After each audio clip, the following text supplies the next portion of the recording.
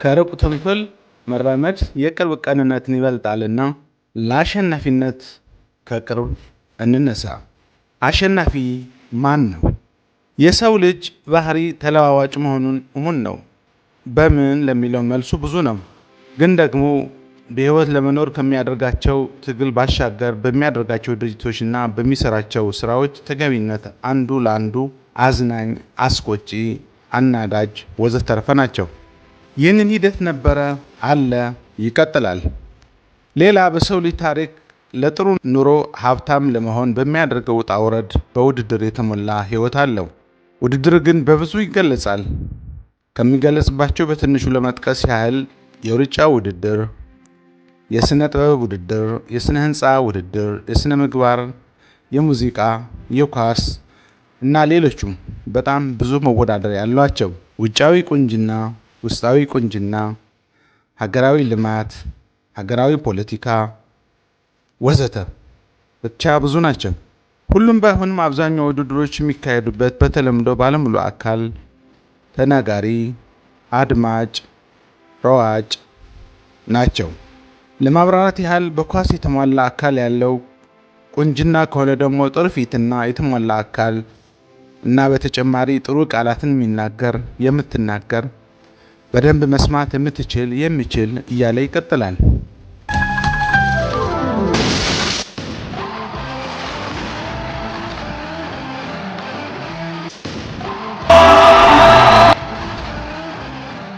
ለዛሬ ጀለች የቀረብኩት ግን ከተባለው አንዱ ያላሟላ ግን የዓለምን ትኩረት የሳበ ውድድር ያደረገችው ወጣት የ28 ዕድሜ ያላት ደቡብ አፍሪካዊቷ ናት። ጤና ይስጥልኝ። የህይወት ጉዞ ሚዲያ ቻናል ነው። ከያዛቸው ዓላማ የሚቀርብበት አንድ ነውና ሰብስክራይብ በማድረግ ይጀምሩ። ከተመቾት ላይክ ያድርጉ፣ ካልተመቾት ደግሞ በአስተያየት ይግለጹልን። አሁን ወደ ጉዳዩ።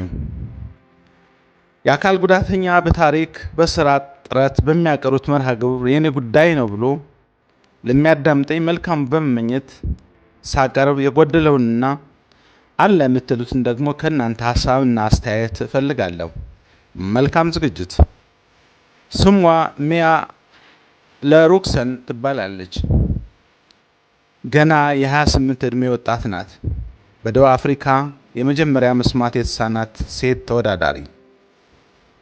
ሚያ ለሩክሰን በህፃንነት ዕድሜዋ እንደ ሌሎቹ ህፃናት በተለምዶ ኮልታፋ አፏን አላወራችበትም፣ አልተኮላተፈችም፣ አላወራችም። ይልቁንም ለማውራት የ2 ዓመት የመናገር ችሎታ ወይም ማግባቢያ እንድትግባባ የመግባቢያ ቴራፒ ኦፍ ላንጉዌጅ ህክምና ወስዳለች ወይም የመግባቢያ ቋንቋ ትምህርት ወስዳለች። የሚያ ለሩክሰን ፈተና ቀላል አልነበረም። በሄደችበት እንቅፋት ነበረው። ምክንያቱ ስለማትናገር ወይም ስለማትሰማ። በውድድሩ ወቅት እንከን ነበረው። በሷ ሳይሆን የሷ ተወዳዳሪዎች ከነበሩ አንዷ የዜግነት ጉዳይ አከራካሪ ነበር። ክርክሩ በጣም የከረረም ነበር። እስከ ካቢኔ አባላትነት የክርክሩ መነሻም የሆነችው የ23 ዓመቷ እና የህግ ተማሪ ፒጂማ አዴሺና ነበረ። ምክንያቱ ደግሞ የዜግነት ጉዳይ ነው። አዴሺና በእናቷ ሞዛምቢክ ስትሆን በአባቷ ደግሞ ናይጄሪያዊ ናት።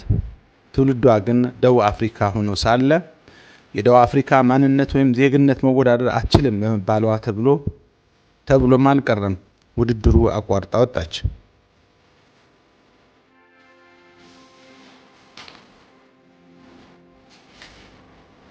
ወይዘሮ አዴሺና ደቡብ አፍሪካ ውስጥ ብትወለድም አባቷ ናይጄሪያዊና እናቷ ሞዛምቢክ ናቸው በመባሉ በአሁኑ ወቅት ደግሞ ባለው በደቡብ አፍሪካ ያለው አፍሮፎሚያ እየተባለ የሚጠራው ሰዎችም ያገለው የሌላ አፍሪካ ሀገራትን ያነጣጠረ የውጭ ዜጎች ጥላቻንና አጉልቶ ያሳየና ውድድሩ እድል እንደማይሰጥ አሳልፋ ለሚያ ለሩክሰን ሆነ።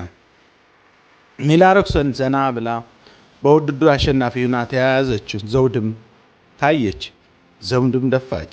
የእንኳን ደስ አለሽ ንግግሮቹም በወሰደችው የማስማት የተሳናቸው ቋንቋ ተናገራት። እውነት እንኳን ደስ አላት። ምክንያቱም በሌላ አካባቢ መስማት የተሳናቸው ተወዳድረው ይሆናል አሸናፊም ተሸናፊ ይኖራሉ። በደቡብ አፍሪካ ግን እሷ ቀዳሚ አሸናፊነት ዘውድ የደፋች መስማት የተሳናት አሸናፊም ተወዳዳሪም ስለሆነች ሚያ ሉክሰን ድሏን በማመልከት ንግግር አድርጋለች እንዲህ በማለት በነገራችን ላይ ሚያ ሉክሰን ሞዴል እና ማርኬቲንግ ስራ አስኪያጅ ናት። እኔ ኩሩዶ አፍሪካዊ መስማት የተሳነች ሴት ነኝ እና በመገለል ምን እንደሚሰማኝ ያውቃለሁ። ዛሬ ግን የመገለል ድንበሮች ለመስበር በዚች ፕላኔት ላይ እንደተቀመጥኩኝ አሁን አውቃለሁ እና ዛሬ ማታ የመገለል ድንበርን ሰበርኩት፣ አፈረስኩት እና ደስ ብሎኛል። እኛ አካል ጉዳተኞች ህብረተሰቡ ያገለናል። የተገለለ ሰው ደግሞ ምን እንደሚሰማው አውቃለሁ። አትችልም ይባላል፣ ግን እንችላለን። ይኸው አሳየኋችሁ። ህልም ነበረኝ ለማሳካት እጥርም ነበር። ይኸው አሳክቻለሁ። ልክ እንደኔ ጥረት ካደረጋችሁ ህልማችሁን እውን ለማድረግ ምንም የሚያግዳችሁ ነገር የለም። ለማሳካት እንደሚረዳችሁ ተማመናለሁኝ። ለህልማችሁ ጣሩ ብላ ተናገረች። በመቀጠል ችሎታ እያላቸው በገንዘብ አቅም ማነስ ምክንያት የተገለሉ ወይም የተለየ ችሎታ ያላቸው ውድድሩ ማዕከል መምጣት ያልቻሉ አሉ እና እነዚህ እንደኔ ለደረስኩበት ቦታ እንዲደርሱ ባለኝ አቅም ለመርዳት እፈልጋለሁኝ። እነሱ እንደኔ እንዲሆኑና ጓደኛ እንዲኖረኝ እጥራለሁ በማለት አብራርታለች። ዋና ጉዳይን ታሪክ ያነሳውበት ምክንያት እኛ በኢትዮጵያ የምንገኝ አካል ጉዳተኞች ምን እንማራለን ነው። ጠንክረን ከሰራን የአሸናፊነት አክሊል የማንደፋበት የአሸናፊነት የማናጠልቅበት የለምና አካል ጉዳት ከምንንም ውድድር የማያግደን መሆኑን እኛ ጠንክረን ስንሰራ የሚሸልመን የሚመርጠን ብዙ ህዝብ፣ ብዙ ማህበረሰብ፣ ብዙ ከጎናችን የሚሰለፍ አለ። ከህይወት ገጽታ አንዱ አሸናፊነት ሽልማት ዘውድ መሆኑን ማመንና ማወቅ እንዳለብን እነዚህ መልእክቶች ሚያ ሉክሰንን የተንጸባረቁ የምንወስዳቸው ናቸው። አመሰግናለሁ። ቸር ይግጠመን። መልካም ሳምንት። አሸናፊ ማን ነው ለሚለው በስራ ውድድር የሚያምን ከዚህ በላይ አሸናፊነት ምን አለ? ውድድር የማሸነፍ ሀሳብ ሲሆን በአሸናፊነት ስትወጣ ደግሞ የህሊና እረፍት ይሰጣልና ለአሸናፊነት መልካም እናስብ። ከሩቅ ተንኮል መራመድ የቅርብ ቅንነት ይበልጣልና ለአሸናፊነት ከቅርብ እንነሳ። ሰብስክራይብ እንዳይረሳ፣ ላይክ አስተያየት ይታከልበት።